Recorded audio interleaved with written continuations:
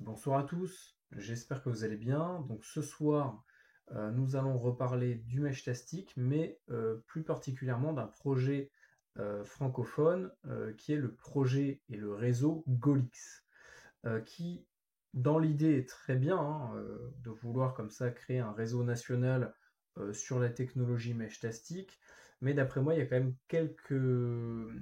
quelques trucs sur lesquels ce projet-là ne va pas en fait. Voilà. Donc, ce que je vais dire, ça n'engagera que moi. Je sais que je vais pas me faire que des amis et je m'en fous. Moi, je vous le dis franchement, je suis pas là pour faire copain-copine. Voilà, c'est juste que je suis pas d'accord avec certains trucs, donc j'aimerais juste vous les partager. Après, on peut le faire tout simplement dans le respect. J'espère que ça sera le cas pour vous dans les commentaires. Bref, attaquons. Alors, ce projet-là, je l'ai découvert un petit peu par hasard sur une chaîne d'un radioamateur. Donc j'ai l'impression, j'ai pas trop creusé le sujet au niveau de qui est derrière le réseau Golix, mais d'après moi, on dirait bien un projet donc qui sort des tiroirs des radioamateurs. Et donc l'idée, c'est voilà de créer un réseau national sur la technologie Meshtastic. Je vais rapidement vous lire la description qu'il y a sur leur site. Donc si vous voulez aller voir, c'est golix.fr. Je vais vous lire la petite intro qu'ils mettent et après on regardera un petit peu au niveau des différents arguments qu'ils apportent par rapport à ce projet-là. Et après, je vous dirai un petit peu moi ce que j'en pense et quels sont d'après moi les problèmes de ce projet en fait. L'idée, voilà, c'est pas de critiquer pour critiquer, mais d'apporter des arguments factuels pour arriver à quelque chose de cohérent et d'harmonieux sur lequel on va pouvoir tous y trouver notre compte. Donc, nous sommes tous des curieux de nouvelles technologies et de moyens de les faire communiquer. Lors de cette recherche, nous avons trouvé la norme de transmission LoRa, puisqu'en fait le Meshtastic c'est du LoRa. Une idée de créer une communauté nationale pour s'appuyer sur un réseau résilient est née, et je trouve ça, et c'est tout à votre honneur, je trouve ça très, très bien. Un réseau ouvert, donc il y a 4 points. Un réseau ouvert structuré et harmonisé. Un réseau pour tous partout, donc sur tout le territoire français. D'où le nom Golix en fait. Hein. C'est un peu, c'est marrant parce que je trouve que c'est très parlant justement par rapport à leur approche du Meshtastic. C'est que c'est vraiment le village réfractaire. C'est vraiment les Gaulois qui vont se battre contre, qui vont résister face à l'envahisseur Longfast en fait. Voilà, c'est vraiment ça. Une communauté soudée par le partage, là-dessus, je valide à 100%. Moi, dès que j'ai commencé le Meshtastic, là, je m'y suis remis il y a quelques temps. J'avais plein de questions, plein de problèmes. De suite, j'étais sur le Discord de 100% radio où il y a des gars hyper calés en mèche. Ils m'ont super bien accompagné. Ils m'ont aidé pour tous les paramètres. Bref, ils ont été géniaux. Donc pour le coup, pour l'instant, j'ai pas eu de mauvaise expérience avec la communauté Meshtastic. J'ai l'impression qu'elle est un tout petit peu différente de celle de la radio un peu plus traditionnelle où c'est beaucoup plus élitiste et les nouveaux arrivants, généralement, même si ça change un petit à petit, mais il y a quelques années, je me souviens que c'était très expéditif et voire limite même ça faisait peur en fait. Voilà. Ça avait vite fait de parler de réglementation, d'amende, de code pénal, bref, voilà, ça fait pas, ça donne pas forcément envie aux gens qui veulent découvrir un univers hyper riche et hyper intéressant. Donc après, il y a d'autres points, électronique, microélectronique, radio, donc c'est destiné aux radioamateurs, cibliste, utilisateurs curieux du système radioélectrique, informatique, donc forcément c'est lié à l'informatique, maker, puisque là dans le Meshtastic, l'avantage, ce qui est intéressant, c'est qu'on va vraiment pouvoir, comme là, fabriquer nos propres boîtiers en impression 3D pour voilà, fabriquer nos petits nodes selon les besoins. Bricoleur qui adapte des boîtiers existants. Curieux, oui. Alors je lis, hein, je découvre un peu avec vous, j'ai pas tout lu. Oui, vous qui participez à l'extension du réseau Golix, vous trouverez une communauté bienveillante qui vous guidera lors de vos premiers pas. Alors, justement, par rapport à ça, ça me fait penser à ça. Toutes les personnes que j'ai vues parler du réseau Golix pour en faire la promotion, c'était tout le temps les mêmes arguments. C'est un réseau résilient, donc on a choisi, on va y venir, hein. mais on a choisi un protocole, un protocole qui permet de communiquer un peu plus loin, et on respecte les règlements, la réglementation, les règles de la NFR, etc. C'est vraiment deux points sur lesquels systématiquement je les ai vus appuyer fortement. Et le problème là du dernier point qu'il soulève sur la page d'accueil, respect des règles, un déploiement dans le strict respect des règles éditées par la NFR, Agence nationale des fréquences, c'est un peu eux qui régulent et qui, on va dire, qui fliquent un peu, qui encadrent les ondes radio.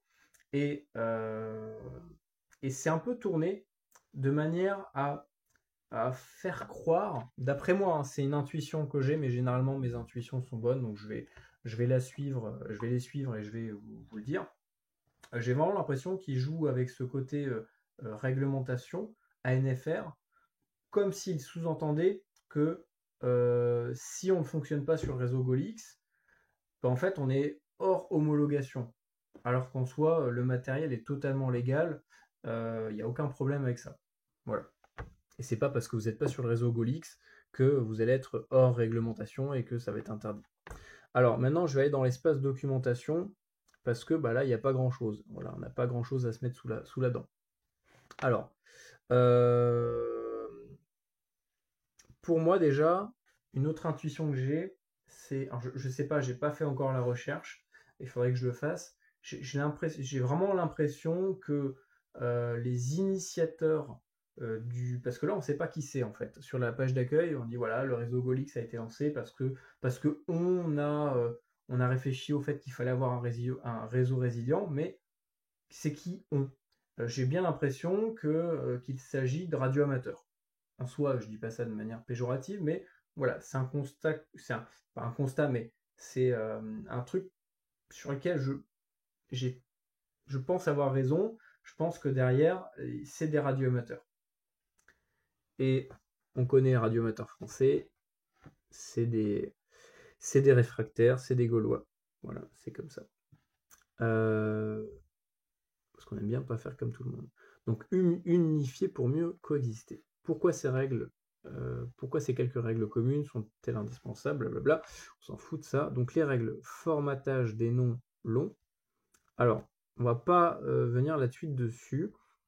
Déjà, on va parler du facteur principal qui différencie le réseau GOLIX du réseau mesh statistique de manière générale, hein, le mesh, on va dire européen, voire même international, même si le européen, je pense qu'on va rester déjà sur l'Europe.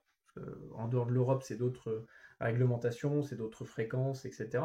Donc le mesh statistique européen, lui, il est standard partout. C'est-à-dire que alors bien sûr, vous allez me dire oui, il y a tel pays, tel endroit, oui. Je suis obligé de faire des généralités parce que si je commence à rentrer dans chaque petit truc, il y a toujours une exception dans tout. Mais de manière générale, dans tous les pays, comment fonctionne le réseau mesh? Bah, ils se mettent d'accord sur un protocole. L'idée de base, c'est quand même de rendre cette technologie accessible au plus grand nombre. Donc, de base, la logique voudrait que l'on se règle sur le mode par défaut des appareils. Et là, en l'occurrence, c'est pas le cas. De base, on va être sur du long fast. Donc le long fast, c'est, on va dire, un peu la norme qui va définir la bande passante utilisée pour les transmissions, la durée des trames et d'autres paramètres. Mais voilà, en fait, si vous n'êtes pas sur la même norme, bah, ça ne sera pas compatible. Tout simplement. Voilà, si vous êtes sur du long slow, par exemple, bah, ça ne sera pas compatible avec le long fast. Le long fast, c'est vraiment celui qui est par défaut sur tous nos appareils. Donc par défaut, lorsqu'on va paramétrer, mettre un firmware à l'intérieur de nos nodes, donc là par exemple le petit TDEC ou un node comme ça, un Lily, je crois que c'est un T3, et ben par défaut, on va être en long fast. Et donc ça va permettre à n'importe qui, en plus de ça, bien sûr, il faut prendre en compte le fait qu'il y a deux gammes de fréquences sur lesquelles on va pouvoir travailler, donc il y a le 433 et le 868-869 MHz. généralement, dans la plupart des cas, ça va être sur le 868, 869 qu'il va falloir fonctionner. Donc, il faut bien choisir un node qui fonctionne sur cette gamme de fréquences-là. Mais voilà, une fois qu'on a des nodes qui fonctionnent sur la même gamme de fréquences, par défaut, ils sont tous réglés en long fast. C'est-à-dire que, par défaut, on n'a rien à régler. On va sur l'endroit où on a nos différents channels, et on a long fast. Long fast, hop, on va pouvoir écrire notre message, et ça pourrait être reçu par n'importe quel appareil à proximité, qui sera également, je ne sais pas si vous allez bien le voir, sur le canal long fast. Donc le long fast, c'est à la fois,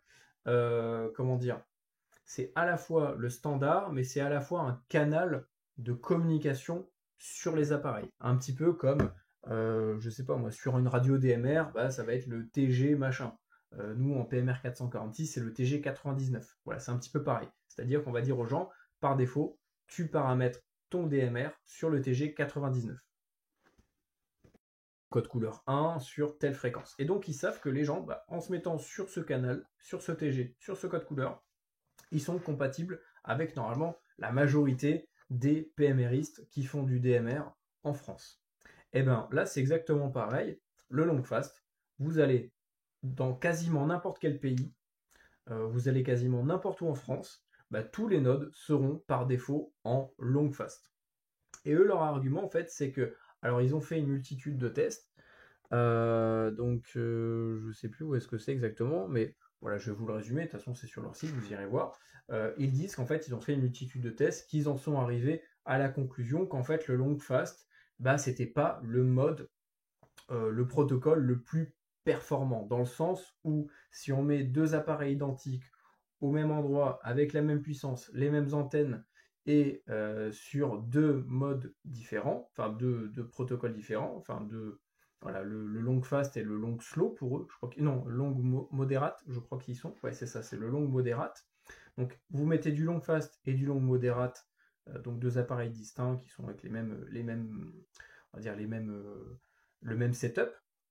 De l'autre côté, exactement de la même chose, hein, donc c'est-à-dire à 2, 5, 10 km, et ben vous allez à chaque fois donc faire une communication avec l'un, avec l'autre, et vous voyez ce que ça donne. Ok, celui-là ça passe, celui-là ça passe pas. Celui-là il y a plus de pertes, celui-là il y a moins de pertes. Celui-là il porte plus loin, celui-là il porte moins loin. Parce que bah, pareil au niveau, comme je vous le disais tout à l'heure, au niveau de la bande passante, bah, la bande passante va faire que bah, ça va, plus vous allez avoir de la bande passante et plus la portée sera réduite. Je veux dire, à puissance égale, entre une modulation extrêmement serrée et une modulation plus large, bah, c'est la modulation plus serrée qui ira plus loin, mais par contre, il pourra transporter moins d'informations. Voilà, tout simplement. Donc en fait, eux, leur argument, c'est bah, le long fast, c'est pas celui qui permet d'avoir les meilleures performances, dans le sens, je pense que c'est des radiomateurs juste par rapport à ça, en fait. Hein. Moi, c'est ça qui m'a fait tilter, parce que, bah, en fait, ils sont vraiment dans cette approche de chercher la longue distance, de chercher un peu comme, c'est vraiment une vision de gens qui font du DX, c'est-à-dire des gens qui font du contact longue distance, et donc c'est pour ça que d'après moi c'est des radioamateurs qui ont lancé Golix, et qu'ils ont justement cette approche de ah oui mais c'est le protocole qui permet de transmettre plus loin le signal, comme si le but c'était forcément d'aller le plus loin possible. Et justement c'est là où je pense qu'on fait fausse route, parce que le mesh, son plus gros avantage, c'est pas forcément sa longue portée, mais plutôt son maillage. Et le maillage, c'est quoi? C'est le fait d'avoir une multitude de nodes, d'appareils, d'allumer, de régler sur la même fréquence, le même mode, euh, qui vont pouvoir s'interconnecter les uns avec les autres et faire en sorte d'augmenter la fiabilité des communications dans cette zone, puisqu'en fait, plus vous allez avoir de nodes dans un secteur, et ben si jamais un node tombe en panne ou ne capte pas correctement une autre station, et ben c'est pas grave, parce qu'il y en a un autre qui va pouvoir prendre le relais et faire peut-être office de relais avec une autre station. Bref, en fait, il y a tout un système comme ça où en fait le node est à la fois un client, donc une interface utilisateur, mais également un relais. C'est-à-dire que par défaut, le node, s'il reçoit un message, il va le répéter pour tous les autres qui sont dans son secteur. Donc comme ça, on peut répéter un message une fois, 2 fois, 3 fois, 4 fois. Alors, il y a des limites, mais c'est possible, et c'est justement le but premier du mesh, en fait. Et je pense que c'est ça que le réseau Golix a un peu oublié, c'est que le but, c'est pas forcément de capter plus loin que le mode par défaut, mais c'est au contraire de d'avoir un maximum d'appareils d'allumés et de compatibles entre eux dans une même zone. Et donc pour avoir un maximum, et en fait, de facto, vous allez étendre la couverture radio, puisqu'en fait, si vous voulez contacter une station qui est à 30-40 km dans la ville d'à côté, dans une grosse ville, peut-être qu'en direct, sur un mode hyper optimisé, ça va peut-être le faire. Mais si c'est votre seul moyen de joindre cette station-là, en longue distance, en fait, s'il y a un problème météorologique ou autre, ou je sais pas, moi, n'importe quoi, vous risquez de ne plus pouvoir du tout contacter cette station. Là où justement, des modes qui sont peut-être moins performants dans le sens performant au niveau de la portée, justement, vu qu'il y aura plus de nodes dans ce secteur, qui créera un maillage. En fait, un maillage, c'est quoi? C'est un système de toiles d'araignée. Des toiles d'araignée, en fait, sont interconnectées les unes avec les autres au niveau des croisements. Et c'est ça qui permet de partir d'une extrémité de la toile jusqu'à une autre en passant par plein d'intermédiaires différents. Et c'est le but du mesh tastic. Donc si on veut plein de nodes et donc avoir un réseau fiable, la fiabilité en fait sur le mesh ne se fait pas au niveau de la portée des appareils, mais au niveau de la quantité des appareils à proximité. Enfin, c'est plus, on va dire, c'est pas plus ça que la portée, mais c'est un équilibre entre les deux. Et là, le problème du réseau Golix, c'est qu'il est sur un protocole qui n'est absolument pas standard. C'est pas du long fast. Et en plus de ça, au niveau des canaux qu'il va falloir régler sur nos appareils, ça va demander encore plus, on va dire, d'investissement, plus de temps. Alors, même si en réalité, lorsqu'on s'y connaît un peu, ça peut paraître un peu dérisoire, mais faut pas oublier que la plupart des gens qui vont s'orienter vers du mesh tastic ne sont pas des gens qui vont chercher à expérimenter, qui seront de grands experts en paramétrage de mesh tastic. Il y en a comme moi, je kiffe bidouiller dans les menus. Il y a des gens, ils veulent juste un système de communication fiable et résilient pour les catastrophes, pour leurs pratiques, pour ce qu'ils veulent.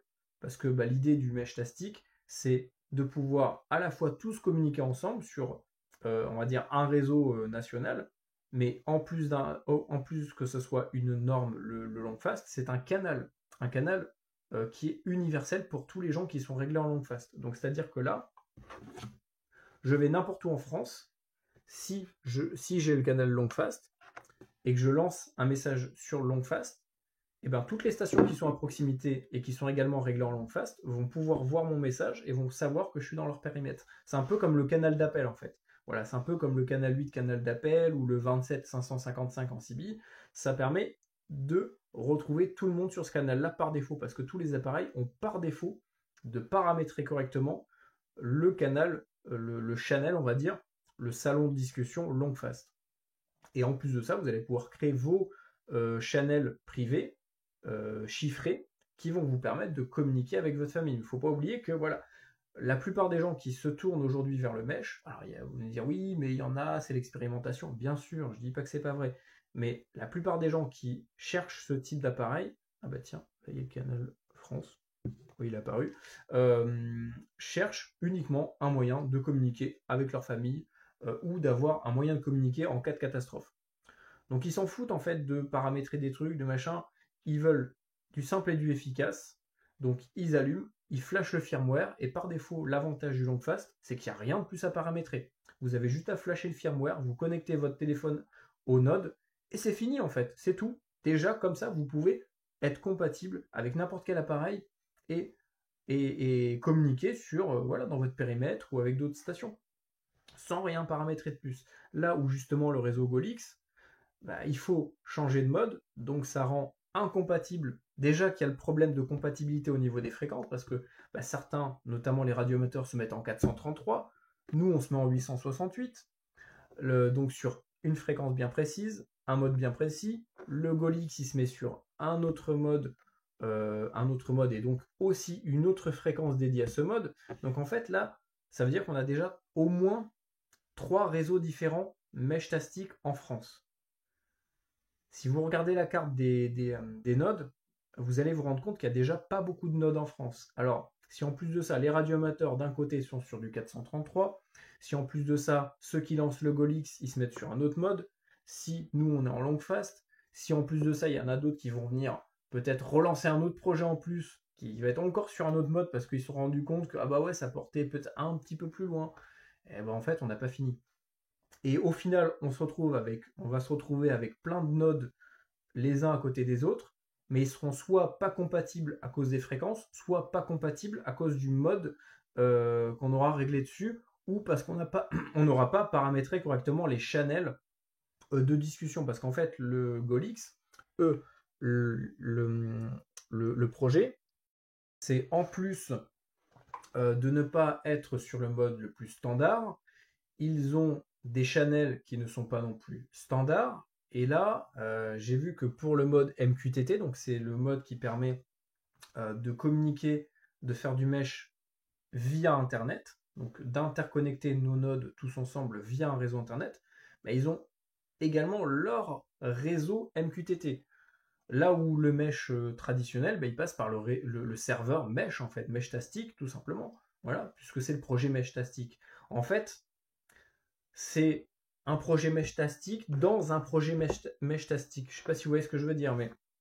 Et je pense qu'en fait, là, il y a un gros problème. Et je trouve que justement, le nom Golix est très représentatif de la mentalité. C'est-à-dire qu'on va être réfractaire au fait d'être standard. Le fait d'être standard, ça permet de faciliter les gens qui ne connaissent rien ou pas grand-chose, ou qui veulent donner un petit peu de temps à ça, mais pas beaucoup, de pouvoir déjà fonctionner avec d'autres nodes et de peut-être communiquer sur plusieurs kilomètres parce que ah bah tiens, il y a un gars qui a installé un node sur un point haut et qui peut arroser sur plusieurs dizaines, vingtaines, cinquantaines de kilomètres. Voilà, justement j'ai vu que dans les Pyrénées ils faisaient ça. Je dis ça parce que dans les Pyrénées j'ai vu que les radioamateurs, non je crois que c'est sur Golix, je sais plus, les radioamateurs en 433 mégas là vers Perpignan, ils ont mis un node dans les Pyrénées, sur les montagnes. Mais c'est bien, mais c'est pas bien, parce qu'en fait, ils l'auraient mis en 868 mégas. En fait, avec un seul node là-haut, ils auraient pu permettre à peut-être une dizaine, voire une centaine de nodes sur tout le bassin méditerranéen de pouvoir communiquer ensemble. Donc vous voyez un peu le problème, c'est qu'en fait, on n'est déjà pas nombreux, parce qu'en France, il faut quand même avouer que la culture de la radio, on l'a un peu perdue. Et le peu de projets qui se lancent, ils ne sont pas compatibles entre eux. Donc en fait, ça ne, c'est pas que ça sert à rien, mais je trouve ça bête en fait. Voilà, c'est juste bête. Alors après, en fait, j'ai l'impression qu'ils veulent surtout s'adresser à tout ce qui va être protection civile, les trucs de secours.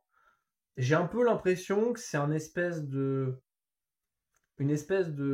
transformation de l'ADRASEC en mode ultra moderne. Je sais pas si vous voyez ce que je veux dire, mais l'ADRASEC, il fonctionne plus sur du réseau, on va dire, full analogique, hein, des talkie-walkie avec des relais, et adressé à la protection civile, enfin la sécurité civile, etc. Donc les pompiers, l'armée, les préfectures, les trucs comme ça. Et là, j'ai l'impression qu'ils font un peu pareil, mais avec le mesh, en fait. C'est qu'ils lancent un projet mesh avec des sacrées ambitions, parce qu'en fait, en vrai, si on serait tous calés sur le même standard, alors, avec peut-être que leur node, là, qu'ils ont déjà mis, parce qu'ils déploient petit à petit leur node, en fait, on pourra avoir un truc ultra performant dans tout le territoire. Non, en fait, juste parce que c'est pas le même protocole, en fait, on est complètement bloqué. Parce que je pense qu'ils ont cette approche de on va chercher là, on pense que ce qui fait l'efficacité du mesh, c'est forcément la portée de l'onde, mais pas forcément, et on néglige le fait qu'il faut qu'il y ait plein de nodes dans le même périmètre, interconnectés les uns avec les autres, pour justement faire ce maillage. Donc avoir un système résilient, la résilience, ça passe aussi par le fait d'être standard. si vous avez du matos qui n'est pas compatible avec la majorité du matériel, bah, c'est pas très résilient parce qu'en fait, bah, vous êtes pénalisé et vous pénalisez les autres. La résilience, elle se trouve dans un équilibre entre tous ces paramètres.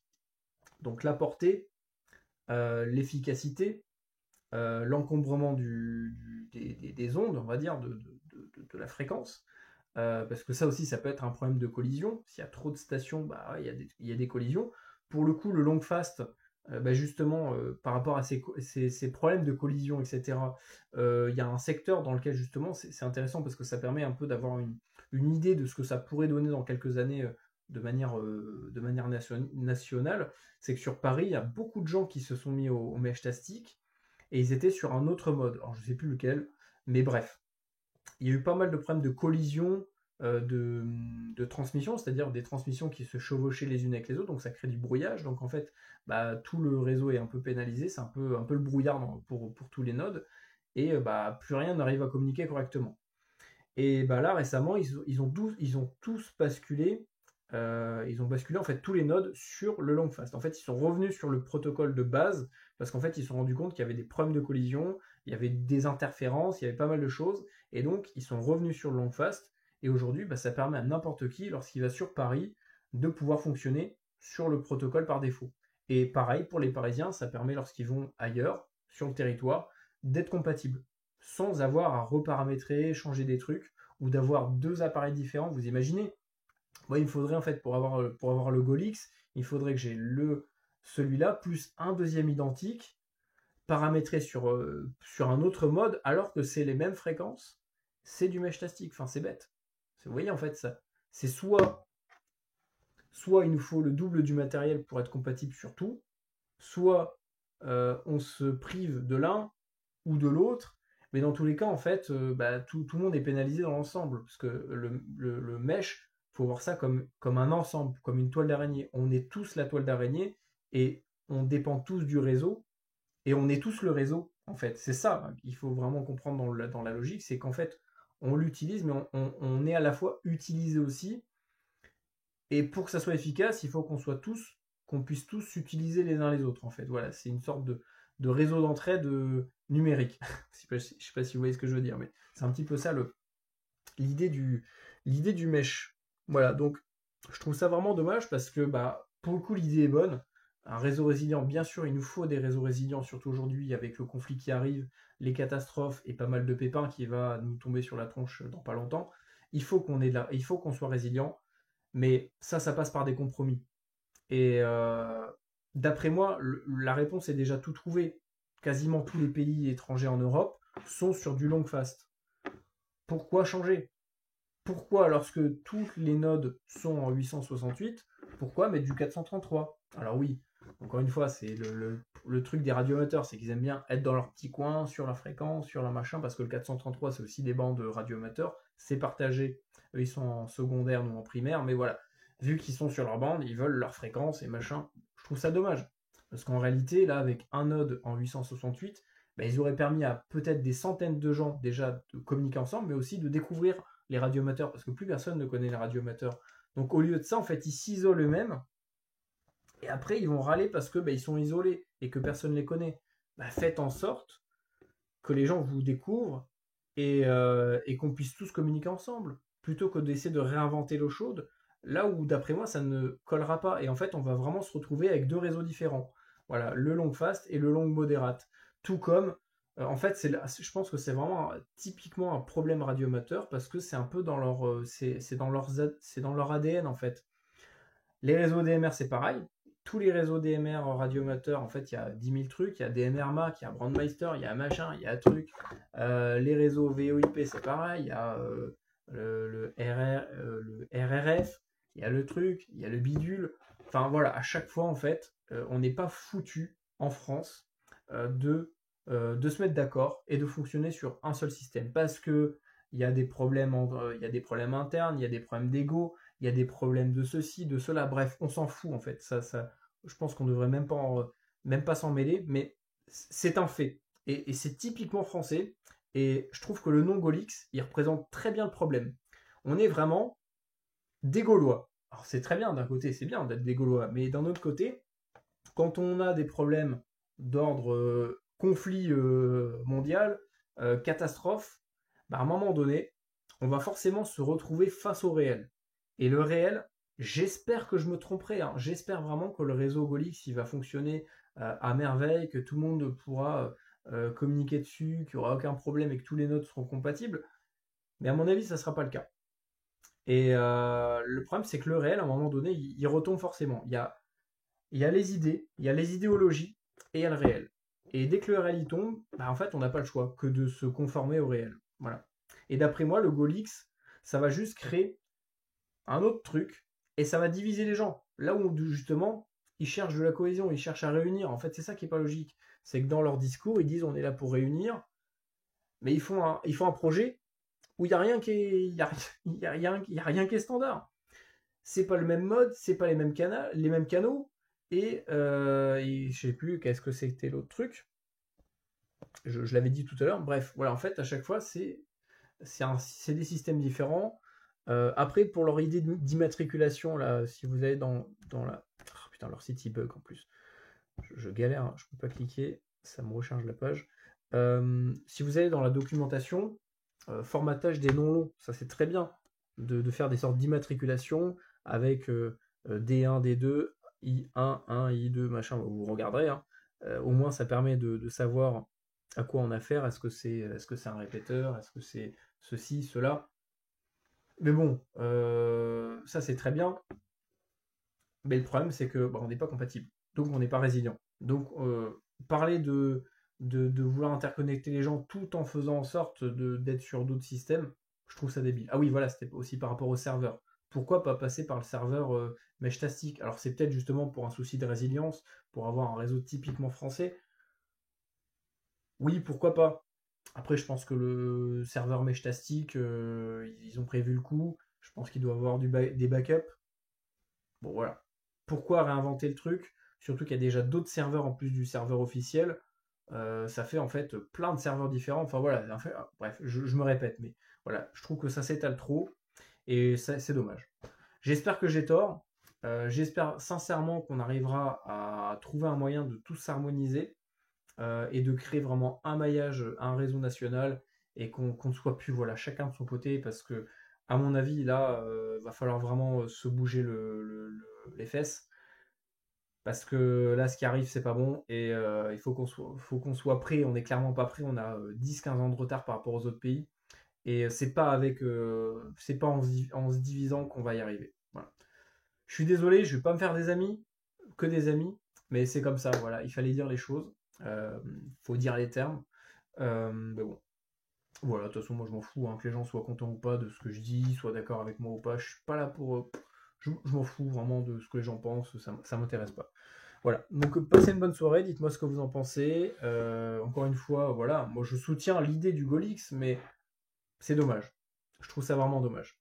Allez, bonne soirée à vous et à bientôt.